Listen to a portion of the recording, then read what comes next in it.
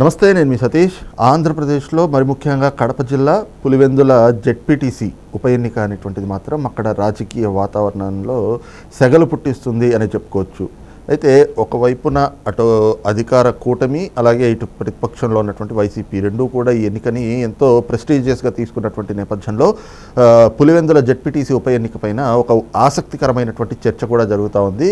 అదేమిటంటే గతంలో మరి జగన్మోహన్ రెడ్డి ఏదైతే తాను అధికారంలో ఉన్నప్పుడు ఆనాటి state election commissioner Nimmagadda Ramesh Kumar గారిని మరి ఒక కులం ఆపాదించి మరి ఆయన్ని దూషించినటువంటి అంశాలు మనం చూసాం. అయితే ఆ తర్వాతి కాలంలో జగన్మోహన్ రెడ్డి ఏరి కోరి తెచ్చిపెట్టుకున్న ఒక ఐఏఎస్ అధికారిని మరి ఐఏఎస్ అని చెప్పి వాళ్ళకి చెప్పినట్లుగా పడుంటారు అనుకుంటే ఈ రోజున ఆవిడే గుదిబండగా మారారు అంటూ వైసీపీ శ్రేణుల్లో కూడా ఒక పెద్ద ఎత్తున చర్చ జరుగుతోంది. మరి ఎవరు అధికారిని, అసలు ఈ రకమైనటువంటి చర్చకి దారి తీసినటువంటి అంశాలు ఏమిటి అనేది మనతో విశ్లేషించేందుకు ప్రముఖ రాజకీయ విశ్లేషకులు కొత్త రవీంద్రబాబు గారు ఉన్నారు. సార్ నమస్తే. సార్, ముఖ్యంగా జగన్మోహన్ రెడ్డి గారు ఆయన రాజకీయం అందరికీ తెలిసిందే, కానీ పులివెందుల జెడ్పీటీసీ ఉప ఎన్నిక అనేటువంటి దానిపైన ఆసక్తికరమైనటువంటి ఒక చర్చ అయితే చూస్తూ ఉన్నాం. మరి ఏదైతే నిమ్మగడ్డ రమేష్ కుమార్ గారు ఆయన టర్న్ అయిపోయిన తర్వాత మరి వేరు కోరి తెచ్చిపెట్టుకున్న అధికారిని, ఐఏఎస్ అధికారిని ఎందుకు తెచ్చుకున్నారా బాబు అని చెప్పి ఈ రోజున అదే వైసీపీ నాయకులు, వైసీపీ శ్రేణుల్లో చర్చ. దీనిపైన మీ అబ్జర్వేషన్? ఆంధ్రప్రదేశ్ రాష్ట్రంలో పులివెందుల అనేది జగన్ రెడ్డి గారికి వాళ్ళ కుటుంబానికి కంచు కోట దశాబ్దాల నుంచి. అటువంటి పులివెందుల్లో ఒక చిన్న జడ్పీటీసీ ఎలక్షన్ ఎందుకు డిస్కషను, ఎందుకు పంచాయతీ, ఎందుకు లొల్లి, ఎందుకు ఆందోళన, ఏం జరుగుతుంది? రెండోది, ఈ ఎలక్షన్ కమిషనర్గా ఉన్నటువంటి నీలం సాహు ఐఏఎస్ ఆఫీసరు, ఆమె మీద ఎందుకు మళ్ళీ ఆరోపణలు ప్రత్యారోపణలు ఎందుకు జరుగుతుంది? ఇలా పులివెందుల జడ్పీటీసీ ఎలాగూ జగన్ రెడ్డి గారి అడ్డా కదా, గెలుస్తారు కదా, మరి ఎందుకు టెన్షను? ఓహో, గెలిచే అవకాశం లేదని టెన్షనా? అవును, గెలవకపోతే ఏమవుతుంది? జడ్పీటీసీ కదా. What is the problem? ఎందుకు ఇంత ప్రతిష్టాత్మకంగా తీసుకోవాల్సి వస్తుంది? పులివెందుల జడ్పీటీసీ ఎగ్జిస్టింగ్ అతను చనిపోయారు. చనిపోయినప్పుడు ఎలక్షన్ మళ్ళీ పెట్టవలసి వస్తుంది 6 నెలల లోపు. అది రూల్. 6 నెలలలో పెట్టవలసి వచ్చింది కాబట్టి ఈ నీలం సాహు అనే ఐఏఎస్ ఎలక్షన్ కమిషనర్గా ఉన్నప్పుడు ఈ 6 మంత్స్లో పెట్టాలి నోటిఫికేషన్ ఇచ్చారు. దానిని వైఎస్ఆర్ కాంగ్రెస్ పార్టీ వాళ్ళు మరీ ముఖ్యంగా అంబటి రాంబాబు ఒక ప్రెస్లో మాట్లాడుతూ, ఇప్పుడు ఎందుకు పెట్టాలో జడ్పీటీసీ ఎలక్షన్, నెక్స్ట్ ఒక 1 year తర్వాత వస్తాయి కదా అన్ని జడ్పీటీసీ ఎలక్షన్లో, అప్పుడు పెట్టవచ్చు కదా వాటితో పాటు, ఇప్పుడు ఎందుకు పెట్టాలా అని అడుగుతున్నారు. ఎందుకు పెట్టకూడదని నాకు అర్థం కాక నేను అడుగుతున్నా. ఏంటి పెడితే ప్రాబ్లం ఏంటి? అప్పుడు ఎందుకు పెట్టాలి 1 year తర్వాత? వీళ్ళ ఆందోళన ఏంటనేది ఈ చిన్న క్వశ్చన్కి ఆన్సర్ మనం ఆలోచిస్తే అర్థమవుతుంది.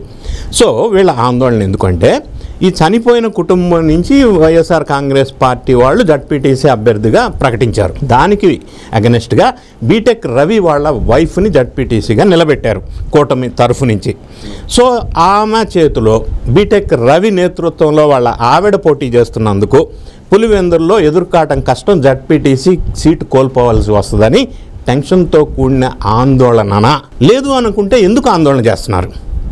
ఒకవేళ జడ్పీటీసీ పోతే వచ్చిన నష్టం ఏంటి? ఎలక్షన్ ఇప్పుడు పెడితే ఇబ్బంది ఏంటి?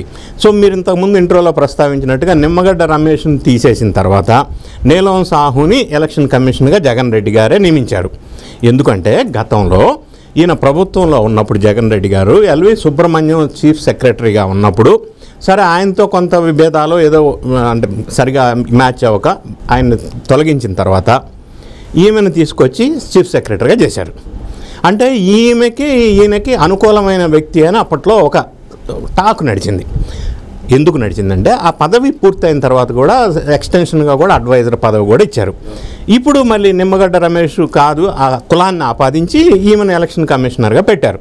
సో ఇప్పుడు ఈమె ఒక ఐఏఎస్ ఆఫీసర్గా నిర్ణయంలో తప్పేం లేదు కదా, 6 monthsలో పెట్టాలి కాబట్టి ఆమె నోటిఫికేషన్ ఇచ్చారు.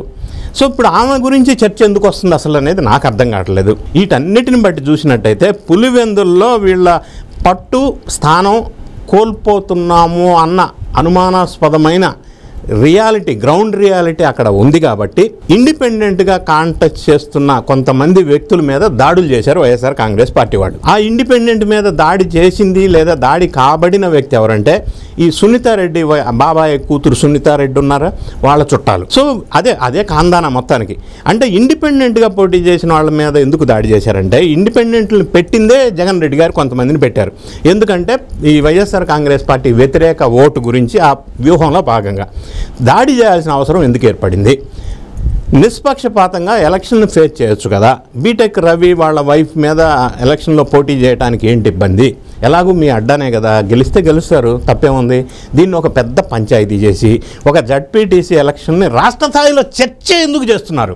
ఇంత పెద్ద లొల్లి ఎందుకు అవుతుంది అనే ఒక్క క్వశ్చన్కి ఆన్సర్ మనం అర్థం చేసుకున్నట్టయితే వాళ్ళకి ఓడిపోతామన్న భయం ఉంది కాబట్టి. అదే కదా, అది ఒక్క రీజనే అయి ఉండాలి కదా.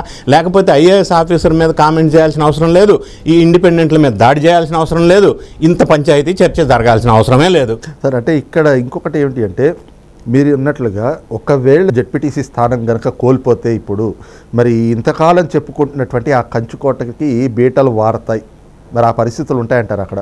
జడ్పీటీసీ అనేది చిన్న స్థాయి ఎన్నిక పదవే కదా.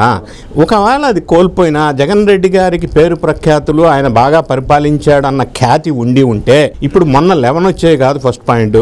రాబోయే ఎలక్షన్స్లో ప్రజలు ఆయన్ని డిసైడ్ చేస్తారు. ఈయన ఎంత తాపత్రయపడినా ప్రజల్లో ఒక ఒపీనియన్ అంటే జగన్ రెడ్డి గారి ప్రభుత్వం మీద వచ్చేసింది ఆల్రెడీ.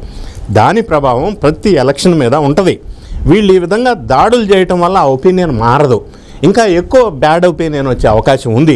ఎందుకంటే ఈ మధ్యకాలంలో పర్యటన రూపంలో చేస్తున్న విధ్వంసకాండ, శాంతి భద్రతల సమస్య, అసెంబ్లీకి వెళ్లకుండా నేను వెళ్ళనని మొరాయించటం, ఇన్ని అంశాలని పరిగణలోకి తీసుకున్నప్పుడు జనం దీనికి యాడింగ్ టు దిస్ ఎన్డీఏ ప్రభుత్వం వాళ్ళు సంవత్సర కాలంలో ఇచ్చిన ప్రామిస్లన్నీ ఫిల్ఫిల్ చేసుకోవటం, మూడ్ ఆఫ్ ద పీపుల్ మనం చూసినట్టయితే జగన్ రెడ్డి గారికి జడ్పీటీసీ అనే కాదు, పులివెందులు అనే కాదు, రాబోయే రోజుల్లో ఆ తీర్పు అలాగే ఉండే అవకాశం స్పష్టంగా కనిపిస్తుంది.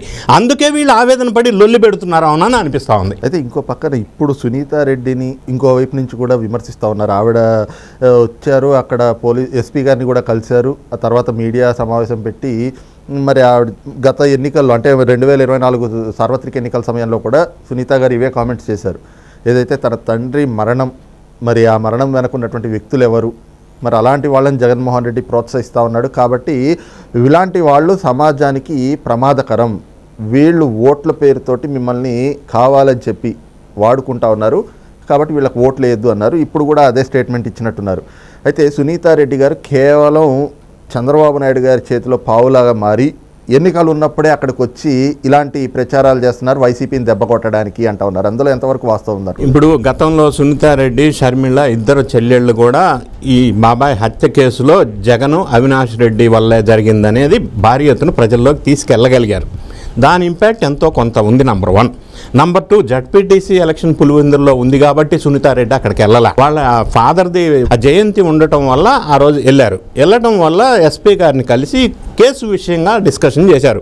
ఎందుకంటే 6 సంవత్సరాల నుంచి ఒంటరి పోరాటం చేస్తూ ఉన్నారు సునీతారెడ్డి గారు. ఇంతవరకు కేసు ఒక కొలిక్కి రాకపోగా సుప్రీంకోర్టులో సిబిఐ మధ్య జరిగిన డిస్కషన్ ఒకటి కొత్తగా వెలుగులోకి వచ్చింది.